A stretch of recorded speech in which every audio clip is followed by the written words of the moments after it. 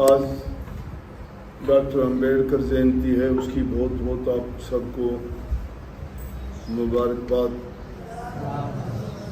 भारत का बच्चा बच्चा जानता है कि हमारे संविधान सभा के प्रधान ही नहीं, संविधान के बनाने वाले मुख्य रूप से अंबेडकर ही थे। उस ज़माने में सबसे शिक्षित, सबसे समझदार, सबसे ज़्यादा बुद्धिमान, सोच समझ के साथ हमारे देश के संविधान की जो रचना की, और लोग भी काफ़ी शामिल थे, लेकिन मुख्य भूमिका उन्हीं की थी। इसलिए उनको जब तक हमारे दुनिया में कानून की, संविधान की या कोई भी ऐसी बात आएगी तो उनको याद किया जाए।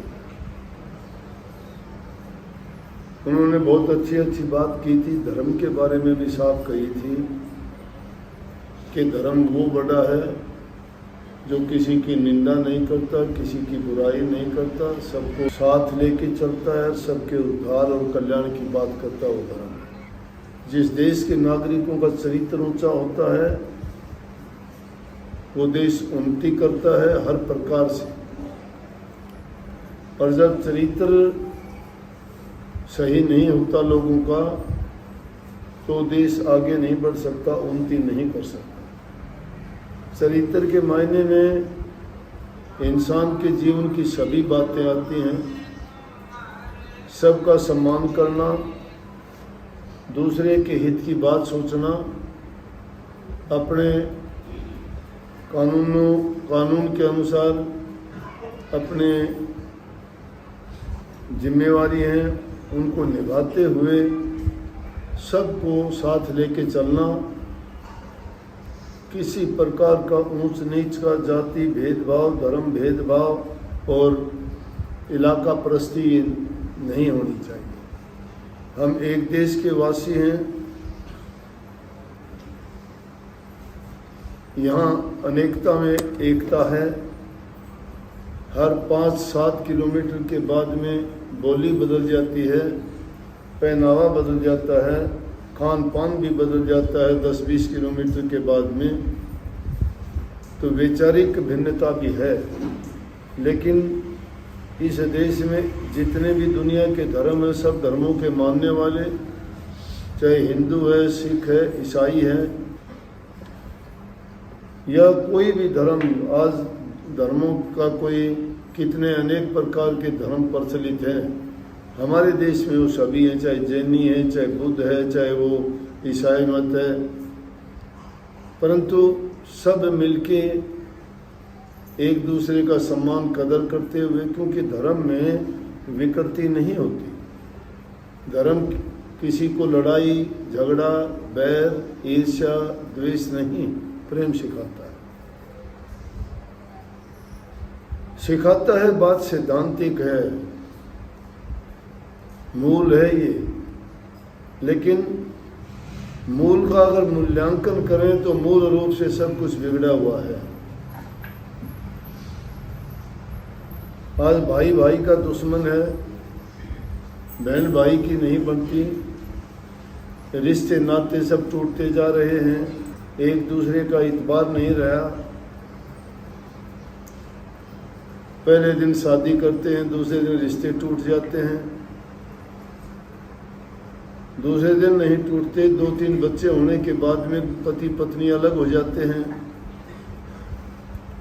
किसी से इंसान कोई चीज़ ले लेता है तो वापस देने की सोचता ही नहीं है। कोर्ट कचहरियों में धक्के मिलते हैं, झूठ बोलते हैं, नेम उठा देते हैं, गवाह तैयार कर लेते हैं। सब की सब चीज़ें इंसान क्या ये धर्म के अनुसार करता है? कोई नैतिकता नहीं है, मॉरलिटी नहीं है इंसान की। जिसको भी देखोगे हर प्रकार से अपने लालच और स्वार्थ के बस होके इंसान ऐसी चीज़ों में उलझ गया है कि जिसके कारण अशांति ही अशांति नजर आती है। एक छोटे से बच्चे को देखो, वो भी शांत नहीं है, उसमें भी मेर तेर की भावना आ गई उसका कारण क्या है कि जो जैसे हालात को देखता है, ज्ञान प्राप्त करने के 3 ही साधन हैं। एक तो आदमी देखने से होता है, एक आदमी को सिखाने से ज्ञान आता है, और तीसरा ज्ञान आदमी को अनुभव से होता है। लेकिन जो अनुभव से ज्ञान होता है वो बड़ी मुश्किल से मिलता है, वो सथाई होता है। वो सथाई क्यों होता है कि उसमें इंसान ठोकर खा के समझता है, और जो ठोकर खा के भी नहीं समझता तो फिर समझो कि हालात बिगड़ते ही चले जाते हैं। तो इस अब हालात ये है कि इंसान ने एक दूसरे का इतबार विश्वास खो दिया। कोई किसी पर इतबार नहीं करता। मेरे पास कितने लोग आते हैं, सब ऐसी बातें बताते हैं, किसी ने किसी के साथ कोई कारोबार मिलके किया, साझे में किया, कुछ दिन के बाद में दूसरे ने धोखा दे दिया। किसी ने किसी से पैसे लिए, पैसे नहीं दे सका, कोई वो काम नहीं हो सका, तो क्या किया कि उसने मजबूर होके, इतने लोगों के पैसे देने थे, नहीं दे पाया तो चिट्ठी लिख के मर गया कि इन लोगों के कारण मैं अपना सुसाइड कर रहा हूँ। उनका क्या दोस्त था, पैसे दिए थे उन्होंने, ऐसे लोग मिले। कुछ लोग ऐसे हैं उनके लोग पैसे खा जाते हैं, वो मजबूर हो जाता है बेचारा, उसको कहीं का भी नहीं छोड़ते, 2 रोटी का साधन भी उनके पास नहीं होता। वो आदमी मजबूर होकर फिर मरता है तो कहता है मेरा सब कुछ इन लोगों ने छीन लिया, मैं इसलिए सुसाइड करता हूँ। ये हालात हो गए समाज के। किसका इंसान इतबार करेगा? मिलजुल के काम करना चाहिए था।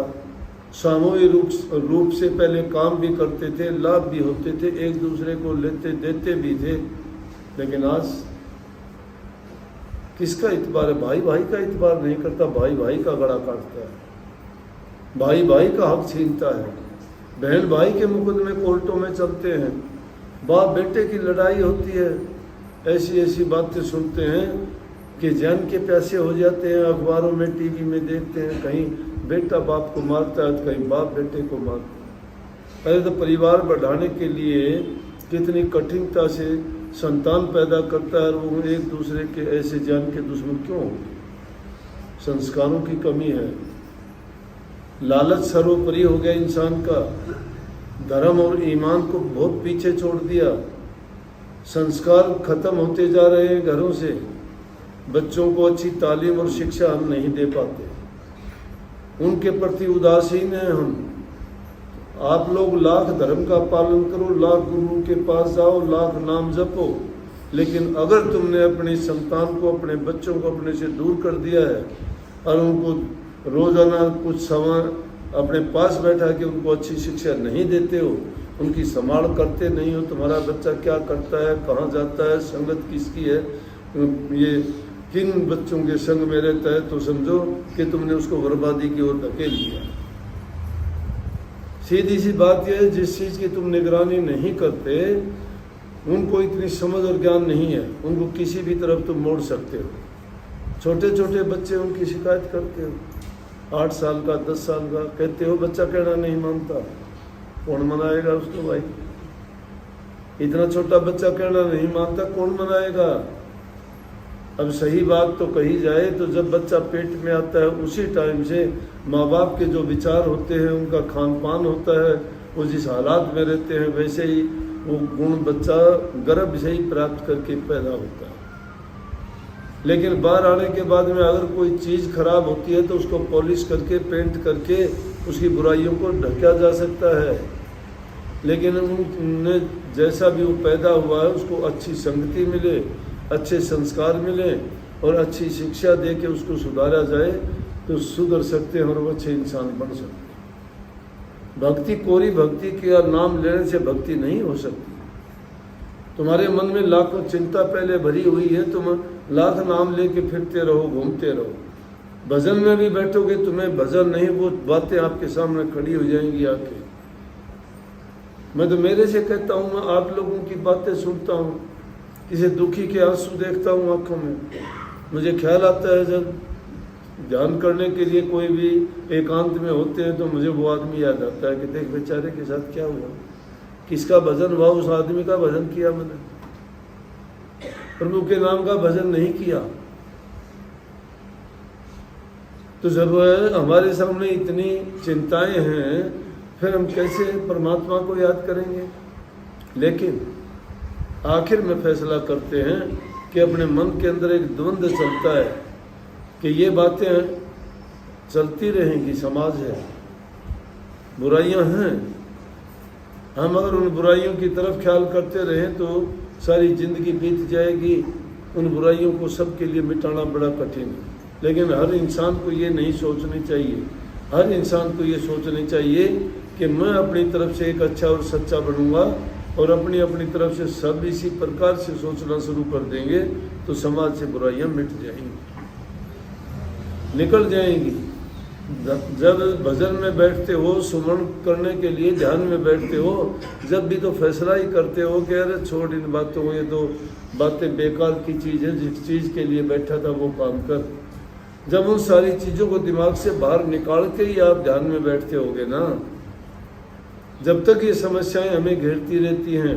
इसीलिए मैं कहा करता हूँ कि पहली चीज़ इंसान के मन में शांति है, दूसरी चीज़ है घर के अंदर शांति और प्रेम होना चाहिए।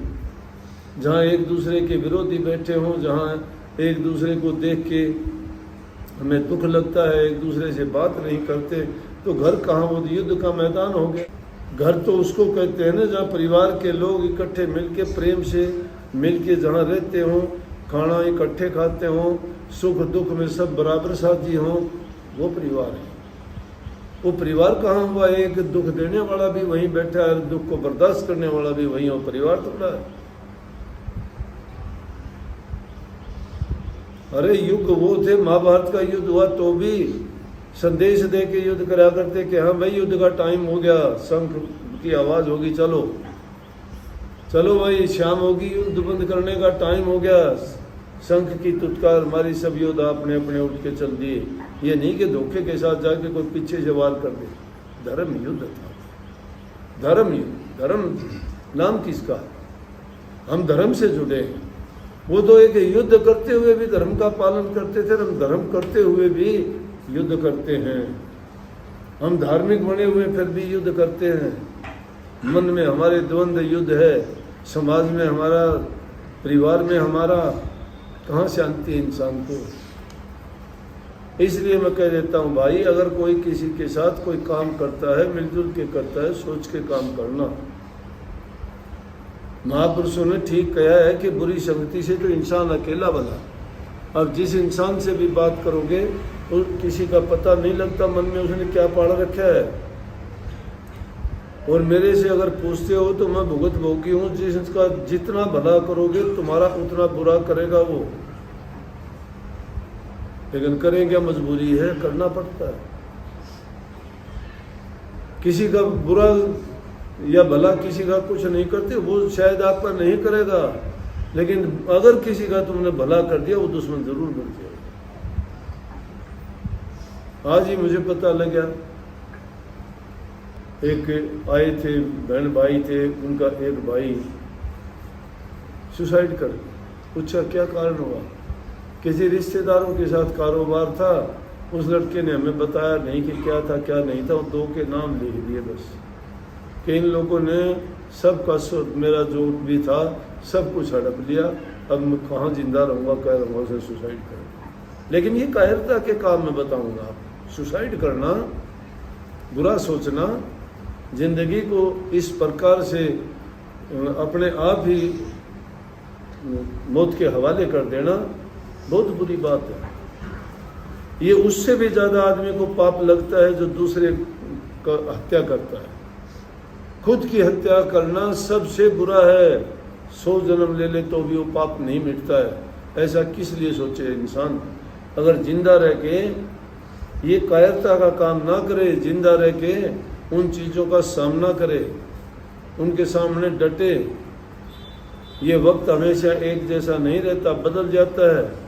सुबह का जो सूरज निकला था दोपहर है, शिखर में है, शाम होए ढल जाएगा, रात का अंधेरा पड़ जाएगा।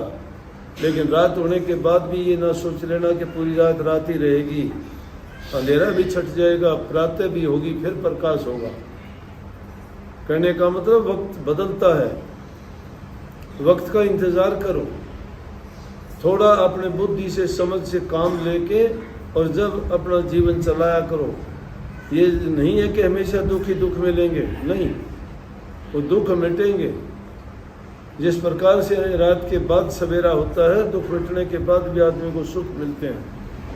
कभी सुख सभी को पहले नहीं मिलते, और जिसको सुख मिल जाते हैं वो दुख की कल्पना नहीं करता, लेकिन उसको दुख आता है।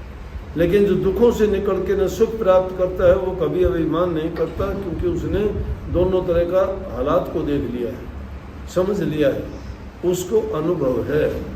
वो अनुभवहीन आदमी ऐसे काम करता है, तो कभी भी ऐसे कायरता के काम ना करो। मालिक को याद किया करो, सबसे ज़्यादा आपका हितकारी, आपके लिए सुख देने वाला, आपके पापों को मिटने वाला, आपके जीवन में शांति, समृद्धि, खुशहाली देने वाला एक मालिक का नाम है।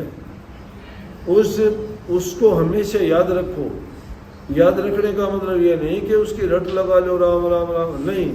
याद रखने का मतलब है जब भी कोई काम करते हो तो अरदास करो कि मालिक मेरे से बुरा काम कोई ना करे। काम करते वक्त याद करो कि हमें ऐसा करने की इजाज़त नहीं है, मुझे ये कर्म भोगना पड़ेगा। कर्म जो करता है सज़ा उसी को मिलती है। फिर कर्म सुधारो अपना, कर्म अच्छा बनाओ, बुरा नहीं होगा। ये कभी हो नहीं सकता कि इंसान अच्छा कर्म करे उसका परिणाम बुरा हो, लेकिन ये भी बात पक्की है, जो बुरा करने वाला इंसान कभी सुखी रह नहीं सकता। लिखवा लो मेरे से, किसी का बुरा ना करो। तुम्हारा कोई बुरा करता उसका भी ना करो, तुम पाओगे, देख लोगे, वो अपनी आग में अपने आप जल जाएगा। आग उसने लगाई है, वही जलेगा। इसलिए नाम की गिनती जहां करते हो, नाम तो तुम्हारे अच्छे कर्मों के अंदर बचा हुआ है। तुम्हारे नेक और शुभ कर्म जो हैं वो नाम है। ये 2 अक्षर 5 अक्षर का नाम तुम्हें कुछ नहीं देगा। तुम्हारे कर्म जो अगर शुभ होंगे फिर तुम्हें नाम मालोमाल कर देगा। जहां काम तहां नाम नहीं, जहां नाम नहीं काम। जहां इंसान के अंदर कामनाएं भरी पड़ी हैं वहां नाम नहीं ठहर सकता, और जहां आदमी के अंदर नाम भरा हुआ है वह कामनाएं नहीं रुकेंगी। रवि रजनी एक ठाम जैसे नहीं मिलते, उसी प्रकार से दुष्टता, नीचता और अच्छापन एक जगह नहीं होती। मैंने इस सत्संग में भी बताया था कि तुम्हारे मन के अंदर तो निश्चित जगह ही है। ये ना समझ लेना इसमें कूड़ा करकट कचरा सब कुछ भर लोगे। मान लिया कि जितना कचरा तुमने भर रखा है, फिर अच्छे गुण नहीं भर सकते। अच्छे गुण अगर भरना चाहोगे तो उतना ही कचरा बाहर निकालना पड़ेगा। मन का कचरा जो जो बाहर निकलता जाएगा, उतनी अच्छाई तुम्हारे अंदर संग्रह होती चली जाएगी। तुम्हारी दुर्मति तभी भागेगी जब सुमति आपको आएगी। सुमति नेक कर्म करने से, मालिक को याद करने से, सच्चाई के रास्ते पे चलने से, धर्म का पालन करने से, और वो चीज़ें घर में शुरुआत होती हैं। छोटे बड़े से सबसे प्यार करो, वचन से मीठे बोलो, कर्म से दूसरे की मदद करो, और मन के अंदर प्रभु के नाम का चिंतन और स्मरण करो। आपका भाग्य चमक जाएगा। सब सुखी राधा।